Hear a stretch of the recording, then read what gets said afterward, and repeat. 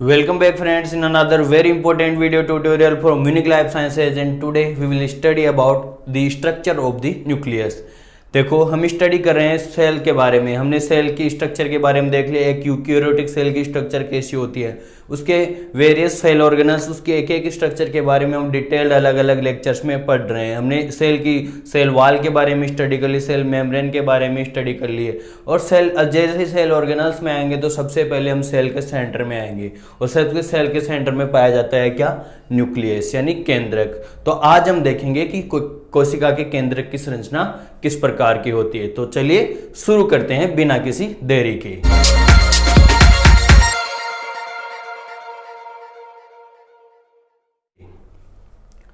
तो सबसे पहले जानते हैं कि केंद्रक क्या है। देखो, जिस प्रकार से किसी भी चीज को कंट्रोल करने के लिए हमारे यहाँ पर कोई मैनेजर होता है, उसी प्रकार से कोई कोशिका में क्या होता है, हर प्रत्येक कोशिका में एक मैनेजर पाया जाता है जो उस कोशिका को कंट्रोल करता है। यानी जो सभी चीजें को कंट्रोल करता है तो वो कंट्रोलर कहलाता है।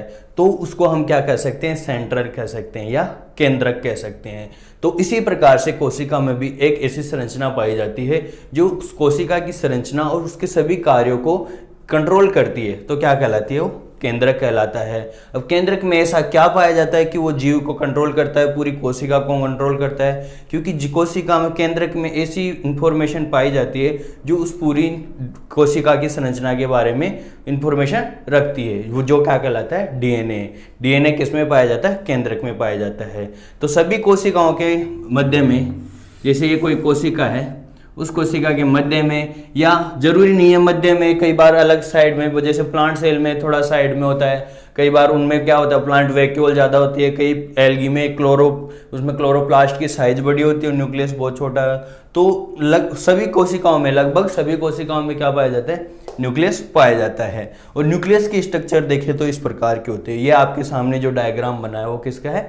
न्यूक्लियस का। हम इसकी एक एक डिटेल स्टडी करेंगे। न्यूक्लियस के बारे में और बातें करें तो न्यूक्लियस, मैंने बताया कि न्यूक्लियस सभी कोशिकाओं में लगभग पाया जाता है। कुछ अपवाद भी हैं, जैसे मानव की आरबीसी के बारे में बात करें तो मानव की आरबीसी में ये न्यूक्लियस एब्सेंट होता है, क्योंकि उसमें उसका काम क्या होता है? हीमोग्लोबिन का काम होता है, जो हीमोग्लोबिन को ज़्यादा एरिया देने के लिए उसमें न्यूक्लियस का अभाव रहता है। तो वो, अब देखो, न्यूक्लियस का अभाव रहता है तो वो डिवीजन भी नहीं कर सकती आगे। क्यों? क्योंकि उनपे डीएनए ही नहीं है, तो वो आगे डिवीजन कैसे करेगी? तो कुछ कोशिकाओं में न्यूक्लियस नहीं पाया जाता है, और ज़्यादातर कोशिकाओं में केवल एक ही न्यूक्लियस पाया जाता है, सिर्फ एक ही न्यूक्लियस पाया जाता है। उन कोशिकाओं को क्या बोलते हैं? यूनिन्यूक्लिएट। क्या बोलते हैं? यूनिन्यूक्लिएट, यानी एक केंद्र की। ज़्यादातर कोशिकाओं में इसी प्रकार से एक ही न्यूक्लियस पाया जाता है।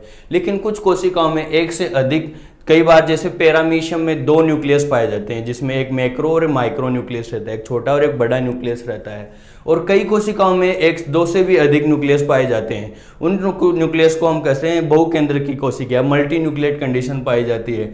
जैसे कुछ प्लांट्स की, जैसे एल्गी में पाई जाती है, कुछ साइफन वगैरह में ये पॉलीसाइफोन एक एल्गी पाई जाती है, उसमें इस प्रकार की कोशिका में पर बहुत सारे न्यूक्लियस पाए जाते हैं। मानव की मसल सेल में, स्ट्राइटेड मसल सेल में भी इस प्रकार के मल्टी न्यूक्लिएट सेल देखने को मिलती हैं, यानी उनमें 2 से अधिक न्यूक्लियस पाए जाते हैं। तो न्यूक्लियस की संख्या मोस्टली तो क्या होती है? एक ही होती है सभी कोशिकाओं में, लेकिन कई बार ये अलग अलग कोशिकाओं में वेराई भी करती है, और कुछ कोशिकाओं में अनुपस्थित भी रहती है। जैसे मानव की आरबीसी के बारे में बात करें, उसमें न्यूक्लियस अनुपस्थित रहता है। साइज की बात करें तो इसकी साइज भी वेराई करती है, अलग अलग प्लांट्स में या अलग अलग सेल्स में अलग अलग साइज के ये न्यूक्लियस हो सकता है। तो अब देखेंगे हम इसकी स्ट्रक्चर के बारे में। यदि हम न्यूक्लियस की स्ट्रक्चर देखें तो न्यूक्लियस किस प्रकार का होता है। देखो, न्यूक्लियस की खोज के बारे में बात करें तो न्यूक्लियस की खोज की थी रॉबर्ट ब्राउन ने। आपको सभी को पता है कि रॉबर्ट ब्राउन ने इसकी खोज की थी ट्रेडेंस्किया प्लांट में। किसमें की थी? ट्रेडेंस्किया प्लांट में। अब इसके बाद में एक एक इसकी स्ट्रक्चर की स्टडी करेंगे तो आपको दिखाई देगा कि ये भी एक झिल्लीबद्ध एक संरचना है। क्या है? झिल्लीबद्ध संरचना। तो हम इसको अलग अलग पार्ट्स में डिवाइड कर सकते हैं कि ये इसमें कौन कौन से भाग। तो न्यूक्लियस के भागों की बात करें तो न्यूक्लियस में सबसे पहला पार्ट होता है इसकी न्यूक्लियर मेम्ब्रेन। क्या होती है? न्यूक्लियर मेम्ब्रेन, यानी केंद्रक झिल्ली। न्यूक्लियर मेम्ब्रेन सभी कोशिका, यूकैरियोटिक कोशिकाओं में बात करें तो सभी कि सभी कोशिकाओं के केंद्रक में न्यूक्लियर मेम्ब्रेन यानी केंद्रक झिल्ली, जिसको न्यूक्लियोलीमा भी बोलते हैं, ये पाई जाती है। लेकिन प्रोकैरियोट्स की बात करें तो प्रोकैरियोट्स में न्यूक्लियर मेम्ब्रेन अब्सेंट रहती है। लेकिन आप इस प्रकार के स्ट्रक्चर यदि एक यूकेरियोटिक कोशिका में देखना चाहो तो कौन सी स्टेज में दिखाई देगी, सेल साइकिल की कौन सी स्टेज में दिखाई देगी, क्योंकि मैंने इससे पहले सेल साइकिल का वीडियो लेक्चर डाला है। उस सेल साइकिल के वीडियो लेक्चर में मैंने बताया है सेल साइकिल में कौन कौन सी फेजेज होती है।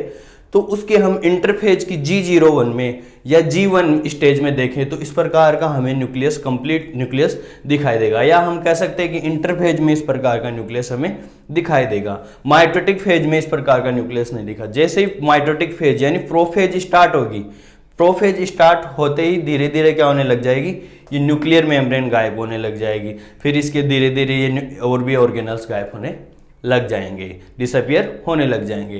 तो सबसे पहला होता है इसमें न्यूक्लियर मेम्ब्रेन। न्यूक्लियर मेम्ब्रेन की बात करें तो ये डबल मेम्ब्रेन द्वारा आवृत तो न्यूक्लियर मेम्ब्रेन कैसी होती है, दो मेम्ब्रेन होती है। एक तो आउटर मेम्ब्रेन होती है, तो ये तो हो गई, आपको दिख रही होगी ये न्यूक्लियर मेम्ब्रेन है। क्या है?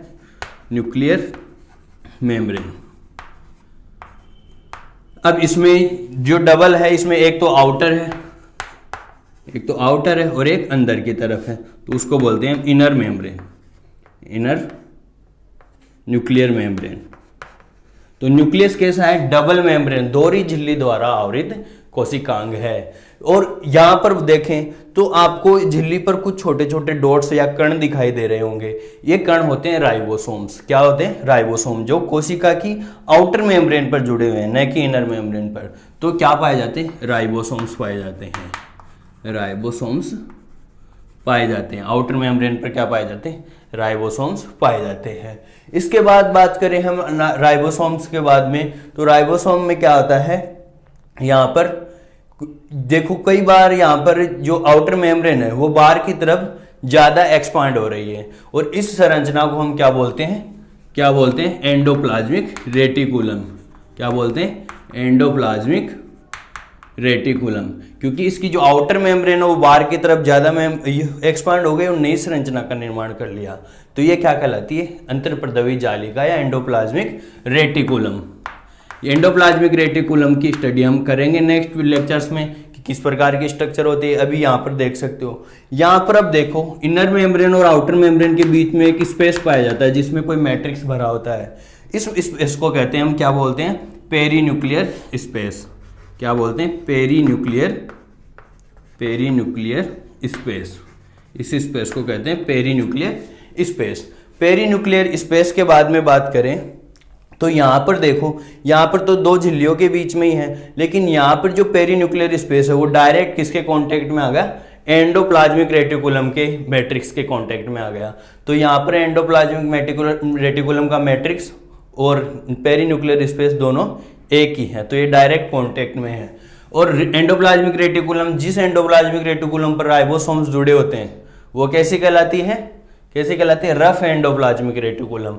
और जिस एंडोप्लाज्मिक रेटिकुलम पर राइबोसोम्स नहीं जुड़े होते हैं उसको बोलते हैं स्मूथ एंडोप्लाज्मिक रेटिकुलम। तो ये हो गया इसका एनवेलप। अब यहाँ पर आपको देखो बीच बीच में छिद्र दिखाई दे रहे होंगे। यहाँ पर क्या है? कोशिकाओं, ये जो मेम्ब्रेन है न्यूक्लियर मेम्ब्रेन में, ये यहाँ पर क्या है? छिद्र है। ये क्या कहलाते हैं? न्यूक्लियोपोर कॉम्प्लेक्स। क्या कहलाते हैं? न्यूक्लियर पोर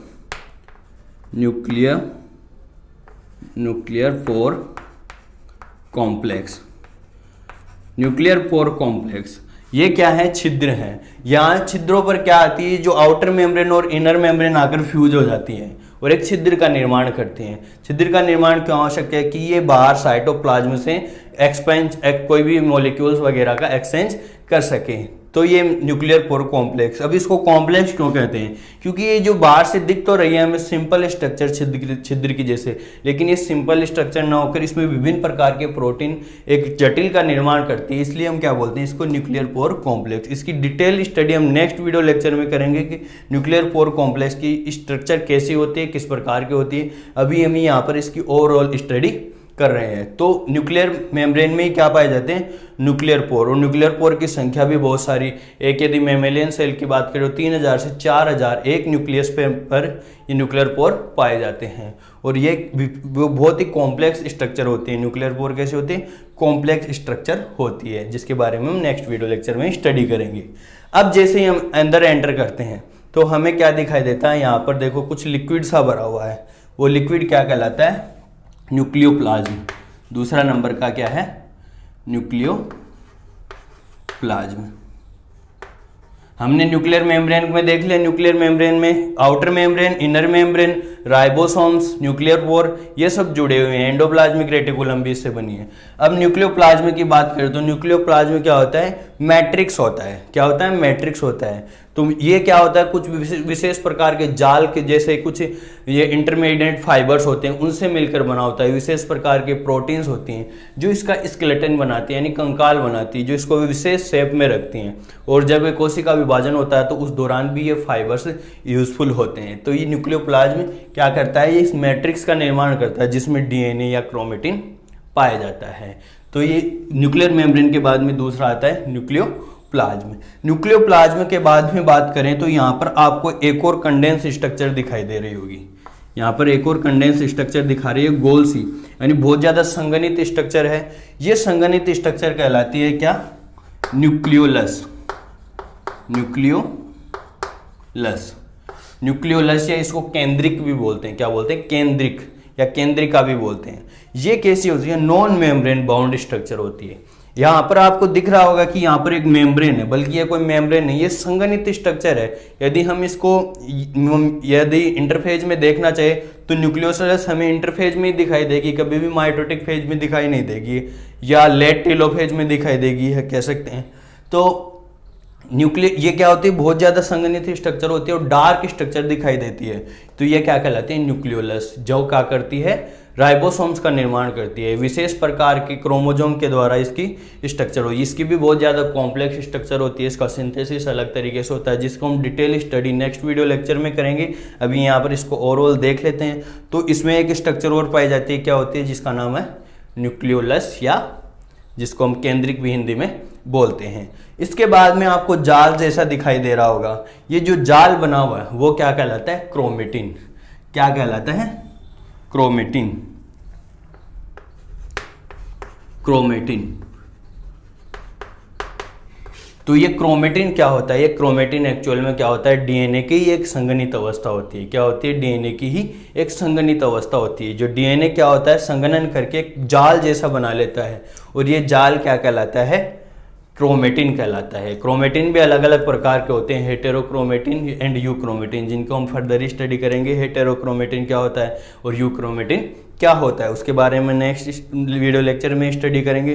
तो ये चार मुख्य भागों में हम किसी भी न्यूक्लियस को डिवाइड कर सकते हैं, या इसकी स्टडी हम 4 पॉइंट्स में कर सकते हैं। सबसे पहले न्यूक्लियर मेम्ब्रेन या न्यूक्लियर एनवलप, जिसमें हमने देखा 2 मेम्ब्रेन आती है, outer membrane and inner membrane, और इसमें न्यूक्लियर पोर पाए जाते हैं। आउटर मेम्ब्रेन पर राइबोसोम्स जुड़े रहते हैं, और आउटर मेम्ब्रेन से ही क्या बनती है, एंडोप्लाज्मिक रेटिकुलम बनती है। और 2 मेम्ब्रेन के बीच में एक स्पेस पाया जाता है, जिसको क्या बोलते हैं, पेरीन्यूक्लियर स्पेस बोलते हैं, और इनके बीच में छिद्र पाए जाते हैं। अंदर देखें तो न्यूक्लियोप्लाज्म पाया जाता है, न्यूक्लियर मैट्रिक्स भी जिसको बोलते हैं, न्यूक्लियोप्लाज्म या न्यूक्लियर मैट्रिक्स, और इसमें एक संघनित स्ट्रक्चर पाए जाते हैं, न्यूक्लियोलस, जिसको केंद्रक भी बोलते हैं। इसकी संख्या भी कभी कभी 1 या 2 हो सकती है, कभी कभार ज़्यादा भी हो सकती है, अलग अलग सेल्स और अलग अलग स्पीसीज के पर ये डिपेंड करता है। और इसके बाद में सबसे जो इम्पोर्टेंट स्ट्रक्चर है, केंद्रक की जो सबसे इम्पोर्टेंट स्ट्रक्चर है वो क्या है, डीएनए, क्योंकि ये डीएनए ही क्या करता है, किसी भी जीव की संपूर्ण इंफॉर्मेशन को कंटेन करता है।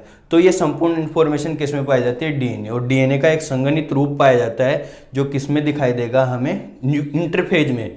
इंटरफेज में ये क्रोमेटिन दिखाई देगा। ये क्या है, क्रोमेटिन। ये जो जाल है आपको रेड कलर का दिखाई दे रहा होगा शायद, तो ये क्या है, क्रोमेटिन। क्या है, क्रोमेटिन। ये एक एक्चुअल में हम इसको डायरेक्ट डीएनए भी बोल सकते हैं, लेकिन इसमें कुछ प्रोटीन जुड़ गए क्या बनाती है, संघनित रूप बनाती है। किस प्रकार से बनाती है नेक्स्ट में हम स्टडी करेंगे अलग अलग लेक्चर्स में। अभी यहाँ पर न्यूक्लियर की है, हमने क्या देखी, इसकी ओवरऑल स्ट्रक्चर।